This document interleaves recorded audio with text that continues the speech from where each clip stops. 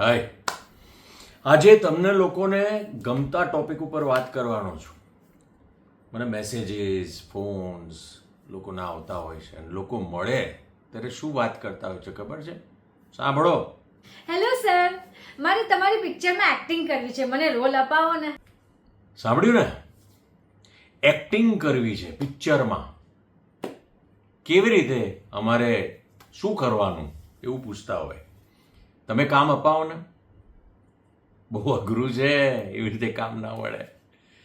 એક્ટરોને તમે પૂછો કે અમને કામ આપો, એના કરતાં તમારે ડાયરેક્ટર કે પ્રોડ્યુસરને મળીને વાત કરવી જોઈએ, તો એ બેટર છે.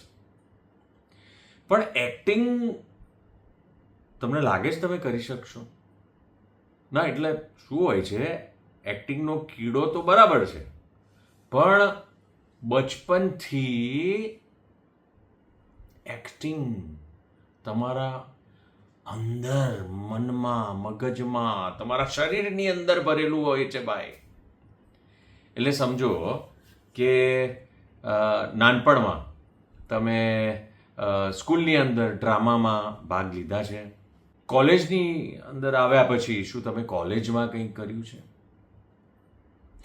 અત્યારે તો મોબાઈલનો જમાનો છે, કરેક્ટ? એટલે મોબાઈલમાં શું તમે પોતાની જાતને બરાબર જોયા છે કેવા લાગો છો ભાઈ?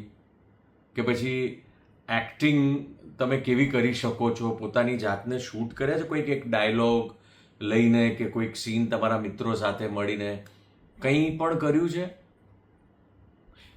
એમાં પોતાની જાતને પહેલાં જુઓ, મિરરની સામે જુઓ, તમે શું કરો છો, કેવી રીતે કરી રહ્યા છો.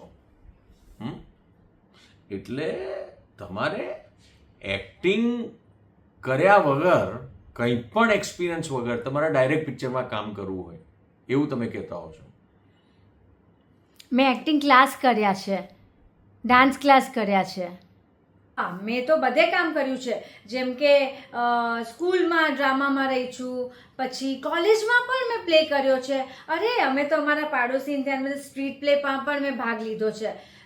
તો હવે શું, મને એમ લાગે છે કે હું કોન્ફિડન્ટ એક્ટર છું, તો આગળ મારે પિક્ચરમાં કામ કરવું છે, તો એના માટે શું કરવાનું?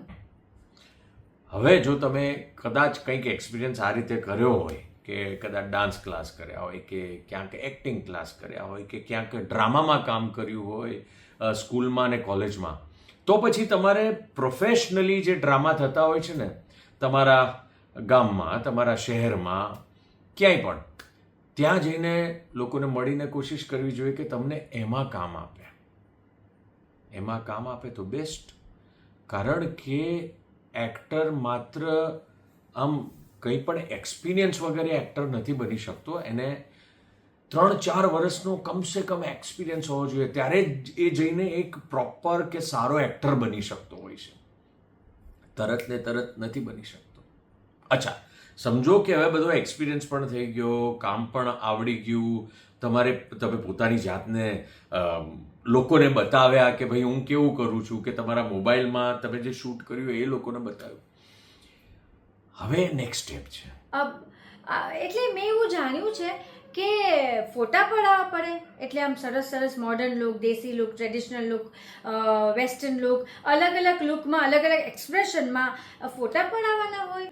યસ, અલગ અલગ પ્રકારના લુકના તમે સરસ મજાના ફોટોઝ ક્લિક કરો.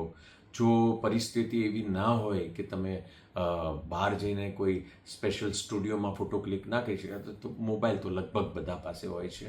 કાં તો તમારી પાસે સાદો મોબાઈલ હોય, તો તમારા જે મિત્ર હોય જેની પાસે સારો મોબાઈલ હોય, એને કહો કે જરા ભાઈ મારા આ બધા ફોટો ક્લિક કરને. અને પછી એ ફોટા મારે કોને આપવાના? હા, કહું છું, ઊભા રહો ને, 1 મિનિટ શાંતિ રાખો. જો નેક્સ્ટ સ્ટેપ એવો છે કે પિક્ચરમાં કે સિરિયલમાં કે વેબ સિરીઝમાં કે આલ્બમમાં કામ કરવું હોય તો શું કરવું જોઈએ?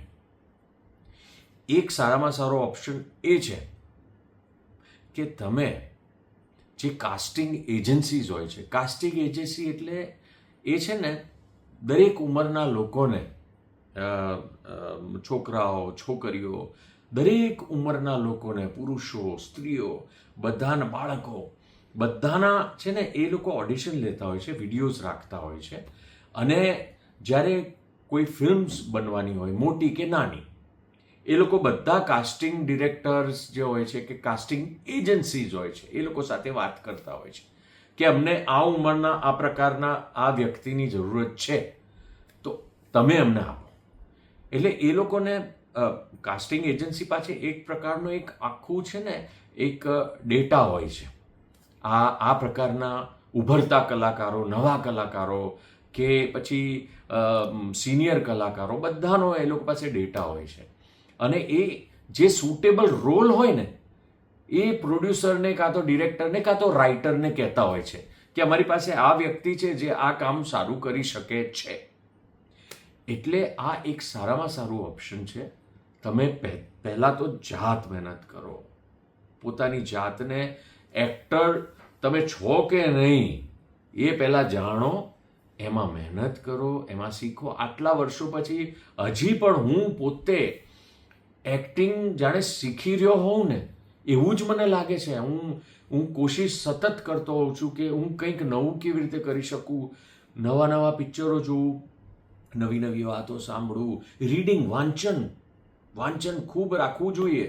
કારણ કે નવલકથા છે કે દરેક પ્રકારનું વાંચન તમારી પાસે હોય ને તો એમાંથી તમને નવું શીખવા જાણવા મળતું હોય છે. પોતાનું વિઝન મોટું કરો. તમે બધી આ જે OTT પ્લેટફોર્મ ઉપર દરેક દુનિયાની જે વાતો છે, વેબ સિરીઝીસ છે, મૂવીઝ છે, એ બધું જુઓ, ડ્રામાસ જઈને જુઓ થિયેટરમાં.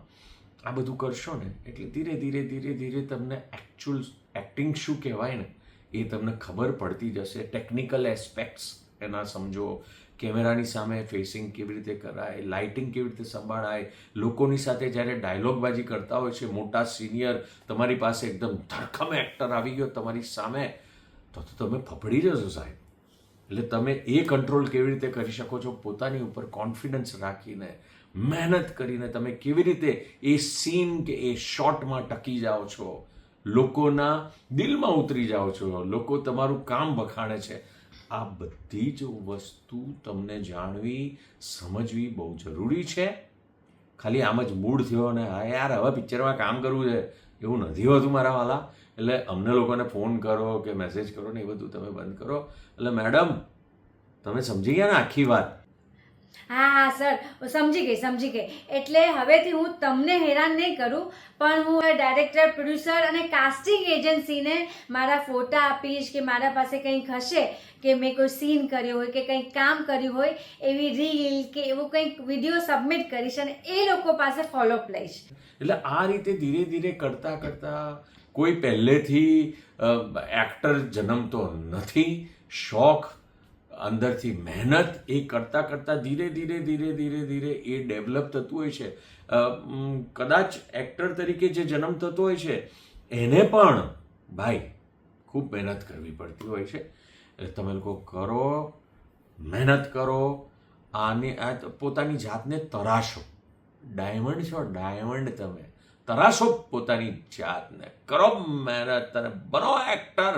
નામ કરો, ગુજરાતનું નામ કરો, આખા વિશ્વમાં આપણા ભારતનું સોલિડ બનો. બસ all the best. Thank you sir.